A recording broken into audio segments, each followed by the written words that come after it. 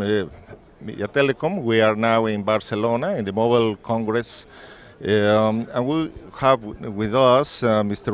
Raffensperger. He is the Director of Cloud Computing Marketing. Thank you very much to be with us, and we would like to ask you, what are the general overview about the participation of Huawei in this Congress? I think that the opportunity that Huawei has here is it's a great way for the 50,000 of our friends to come and meet us, right? So Huawei, as the second largest communications supplier, we know many of these people, but we don't get the opportunity, especially for our senior executives, to spend time with the customers, not only telling about what Huawei is doing, but very carefully listening to what operators, what are their goals, what are their aspirations, especially right now. We've got the financial crisis is still having impacts in some areas, but we're also seeing a really strong push around the broadband efforts, particularly in a lot of the developing countries, trying to extend the reach of communications to more of their people. We're seeing lots of focus around national broadband types of initiatives. Huawei had a forum earlier this week where we brought together a lot of regulators and some of the operators that have started to take advantage of creating national broadband, and what it can do to kind of erase the digital divide and try to bring new capabilities to the people who don't live in the population centers. What are the main technological innovations that is present in Huawei? So Huawei is focused in a couple of different areas. One is on just the raw connectivity in fixed line, in optical, in digital microwave. One of the things that we've announced this week is around some new kinds of mobile cell sites that can be powered by alternative energy sources, very small, very easy to set up. And then on the consumer side, we have a number of devices that really bring the advantages of smart technology to a much more affordable handsets. And then a major area that I'm focused around is the cloud computing. And cloud computing is a technology, but what it really is useful for operators is to be able to do things like mobile health care, about extending governmental services to over the mobile networks in particular, as well as the fixed line networks, so that people in very remote areas have the advantage of access to education, to health care, to government services that they couldn't have before, and it can be very economically done because of the technologies that we're working with operators on in cloud computing.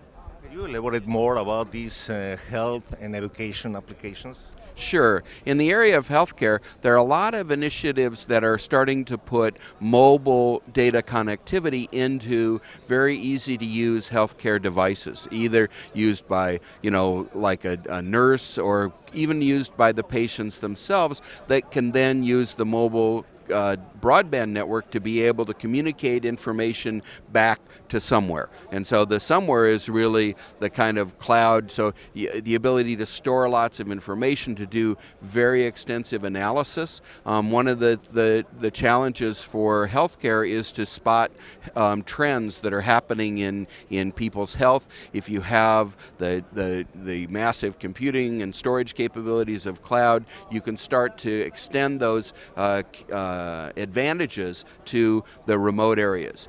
In the case of education, there are a lot of things that we're very excited about. We have started to work in both in China and some of the other developing areas where we're using video conferencing, we're using the whiteboard sharing so that you can provide a very specialized teacher who can then have students that are in very diverse areas, but they can see the teacher, they can see each other, and because of advances that we've made in compression, that you don't need as much bandwidth, right? And so they can see their lessons, they can turn their lessons in. The growth of tablet computers is going to really accelerate that. The student availability of advanced education that they just couldn't get locally. What are the main comparative advantages that you can offer to the Latin American operators?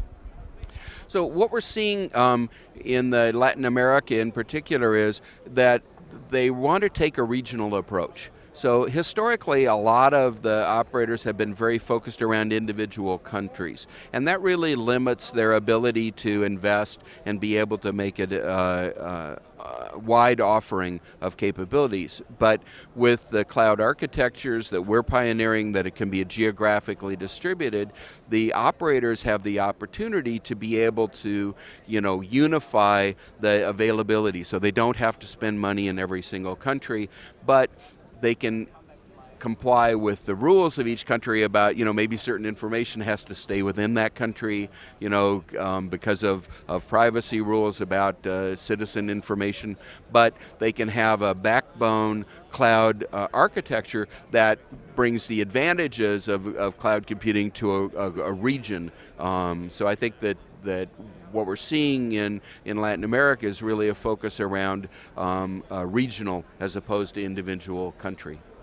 Does Huawei has a specific plan or strategy to conquer this Latin American market?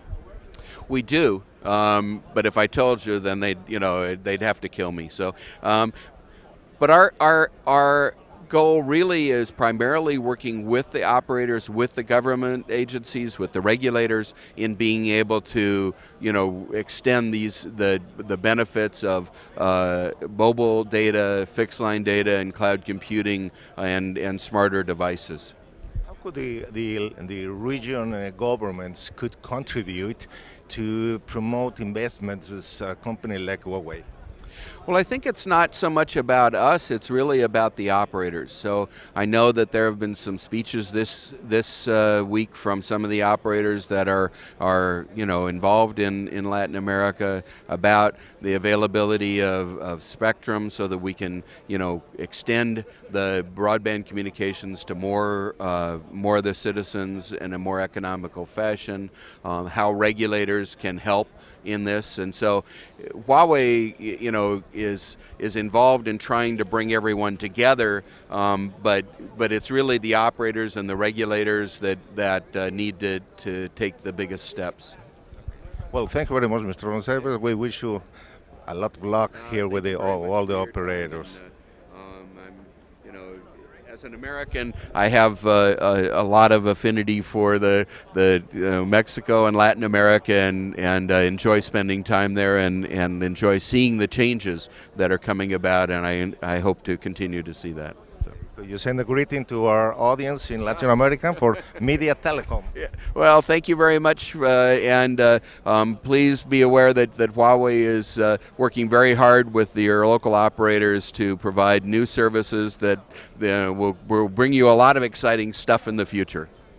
Thank you very much. Thank you very much.